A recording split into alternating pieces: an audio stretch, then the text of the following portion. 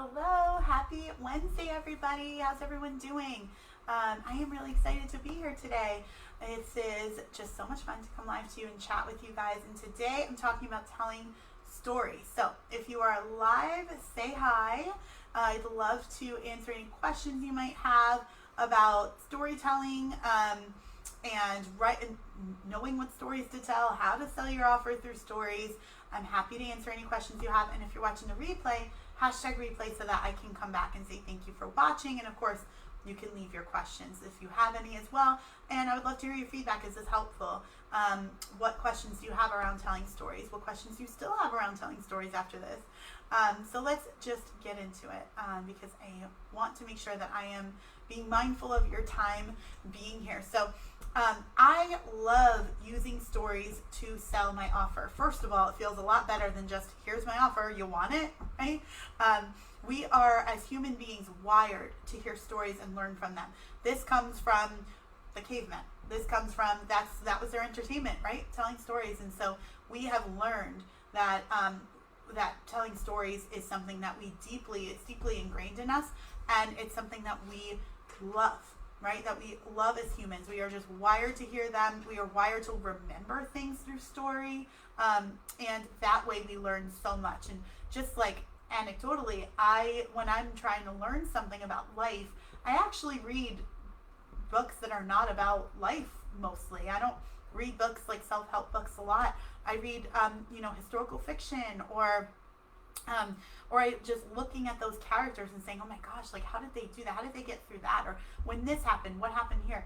So I always feel like I want to put myself in a position where I'm learning through someone else's story. And finding where I can relate to them, but also where I can, and learning that too, because we will come across people in our lives, our clients in particular, that we do resonate with them, but also that we're not the same. And so being able to have that understanding of people, I'm learning all of that, and I hope you learn all of that through reading other stories, hearing other stories. I think that's so great about podcasts too. I think that's why podcasts have become this hot new thing, is because it really is storytelling. That's really what it is. So you probably also have noticed that when you feel like you have to learn, like you're sitting down and you're going to learn it, and you've got your notebook, you've got your pen, you're going to learn something, you don't learn as much as when you're being told a story. When you're being told a story, you learn more than you think you do, because you're not being told to learn. You're being told to listen, right? You're just being told to be open. And you do end up learning probably on a deeper level, more than you would if you're like taking notes. Now there's a time and a place for both, right? But I think that when you're selling your offer, how great would it be if your content was teaching them something and showing your ideal clients that this is the next step for them through a story, right? Stories are way easier to remember than facts, for example. And facts are, knowledge itself is really has been downplayed ever since the Google search bar, right? We can find anything that we want. We can find the capital of any state, but learning through a song or a story, we can actually remember things more and need to use Google a little less. And also it stays with you for longer, right? It makes more of an impression on you. And so when you are trying to sell your offer, you want to make an impression on people. You want to be the person that's like, in the front of everyone's mind. And even though your offer might not be right for that person right now, it will be right for them at some point, because you've made an attempt and a really strong effort to tell a story, and many stories that have stuck with them. And they're like, I remember that story, right? I'm going to give you guys an example or two from my own business. But I want you to know, like, you are known from your stories, right? People will start to associate with you with them, and it really builds this brand recognition. So one example that I have from my business is one day I was sitting at the dinner table with my daughter, and my husband had gotten up to go to the kitchen to get something, and we have a dog, and the dog followed him into the kitchen and was just kind of like at his heels. And it was just very obvious that he wanted the food that my husband was making, and he was just dancing around my husband's feet. And so my daughter said, why does Stanley, that's our dog's name, why does Stanley do that? Why does he follow Daddy around like that? And we were explaining to her that like that's a dog's life. It's like the hope that they will get a scrap of food. That's like everything to them in this moment. They are like, they live in the present, and that is everything to them. They just live in hopes, you know? And like when I said it to her, I was like, oh my gosh, like that's a really good story I could tell for, you know, for my clients, because my ideal clients a lot of times will just hope that like they'll get a client. Now I put this content out there, let's hope I get a client, you know, and my whole thing is like, hope is really not a strategy. And so I told a story about how we don't really want to be Stanley. Like we don't really want to be a dog in this situation. We don't want to live in hopes. That's for them, right? That's a small life, and that's a great life for them, but it's a small life. You want a bigger life. If you want a bigger life, you want to live outside of your hopes. And so I wrote that up as a piece of content, which just like kind of hit me, just living my own life and being open, which I'm going to talk about too. And people, I got so many messages. I got people literally being like, what can I do to not be Stanley? I don't want to be Stanley. And I think I wrote that post a year and a half ago. And for like slowly over the year and a half, people would sometimes be like, yeah, like Stanley, right? I don't want to be like Stanley. Like, I don't want to say the word hope. And so it just became this thing where people remembered me for this post that I wrote about my dog. So that's just an example. You can write posts that are storytelling about things that you don't necessarily think they connect. Like my dog has really nothing to do with my business, but in this case, he did. Like I was able to connect the dots with that one. So that was really interesting. Don't be Stanley t-shirts. Nancy, that's a good one. I like that idea. That was a good one for a while. And I think you can tell a story that relates, like right now I'm telling a lot of body image stories because they're really relating to my ideal client right now. And yeah, it's vulnerable to tell those stories, but people are really starting to recognize my brand is going along with like, okay, like she, you know, has these body image issues, but she's working through them and she's showing them, you know, showing us like how we can work through our issues too. And we're going to walk hand in hand. I really do think it's starting to happen where I'm like going hand in hand with that. It builds your brand recognition. And that's really important. That's something you can't buy really. Like visuals and all that stuff. Yes. Like those things work, those things help. Right? But there's got to be something deeper going on in your messaging to make sure that people understand your voice and understand who you are and what you want to be known for and how they perceive you, right? As being the person that helps them get from A to B. So there's something about that that's really, really valuable, and that is something you cannot buy. You cannot buy that, right? Because even if you hired a copywriter, they would be like, okay, tell me some stories, right? And you have to tell them the stories. So it still comes from you. And that's something that you cannot really purchase. Okay. So let's talk about connecting stories to your offer for how you do this. So one of my favorite ways to do this is by using trust building content.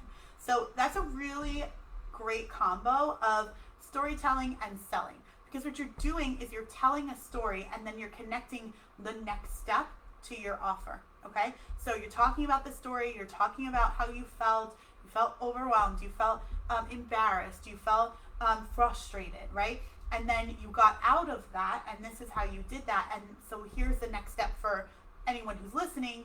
Here's your next step so that you can get out of that, because I know you resonate with this, this, and this right now, and this is how you can get out of that, right? So just a couple of examples. The first one, think of the time that you were at point A. And when I say point A, I mean like when you were your ideal client, where they are right now, the struggles that they're having, the things they want to fix and they just don't know how to fix themselves. They've been trying, but they can't do it, right? So where your ideal client is right now, have you ever been there? Even if you haven't been there, like if you are a health coach and you help people lose weight, let's say you were never overweight, but maybe you had some of the feelings and the thoughts that they have about being overweight, but you had it about something else.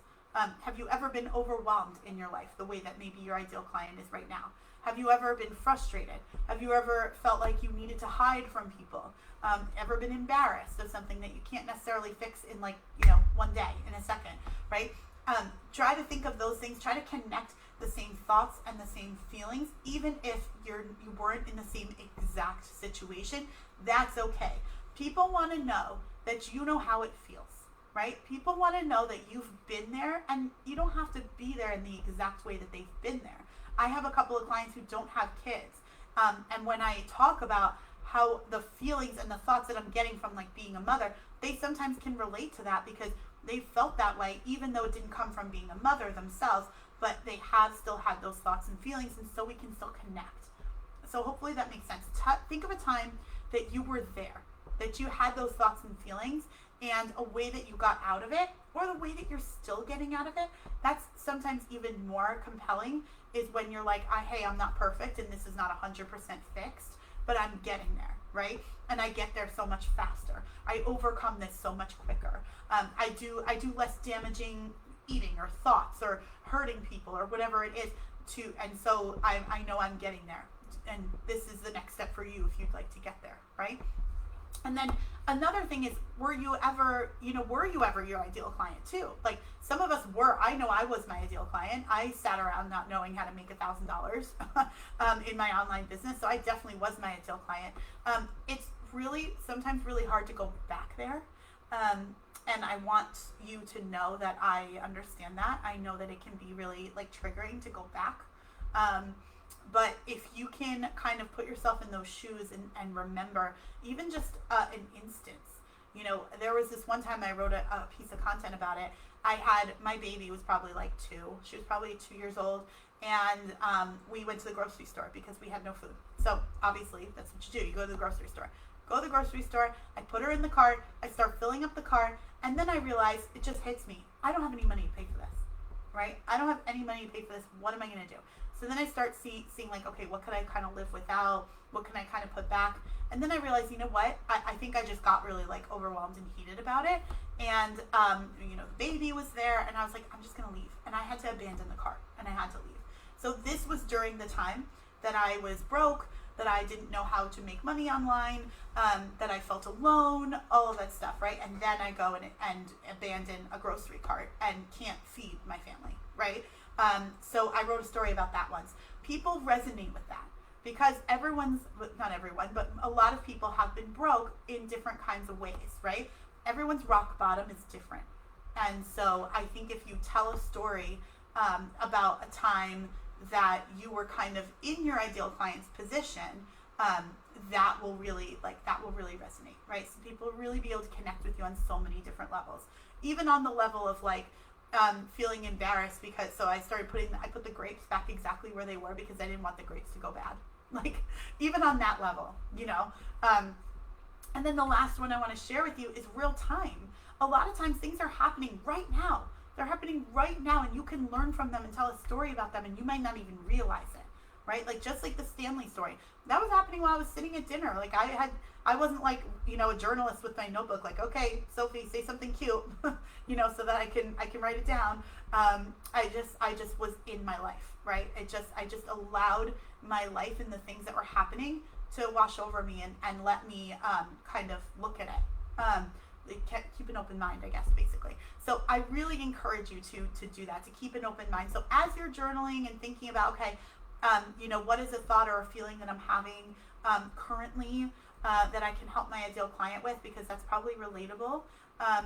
What's a time that I have had that thought or feeling, in the past when I was maybe closer to what my ideal client's dealing with now? And then what's going on right now? Really keep yourself open to that. What conversations are you having? What are you seeing online? What book are you reading right now that you're learning from? Just anything that's actually happening in your life right now. Let that stuff be something that is inspiring to people. Hi, Harley. Yes, we are often our clients 3 to 5 years ago. That is so true. Yes, I definitely was.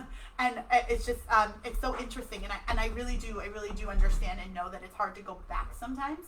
But I think that if we're going back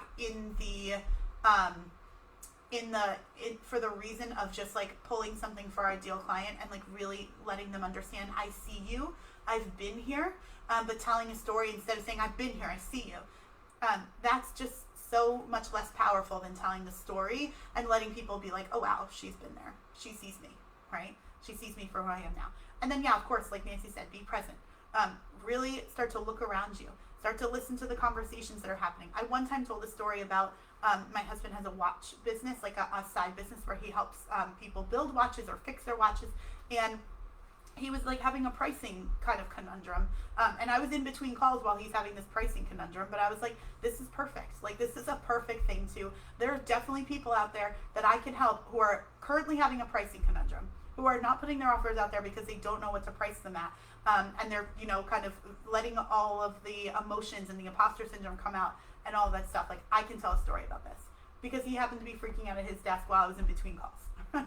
So I think just being present for that. So I am going to let you go and write some stories. I think it would be really fun to hear from you guys who write the stories. So definitely put it in the comments. Tell us what you've written. Tell us, you know, how it connects to your ideal client, how it connects to your offer. I can't wait to hear all about it. And I'll see you guys soon. Have a great day.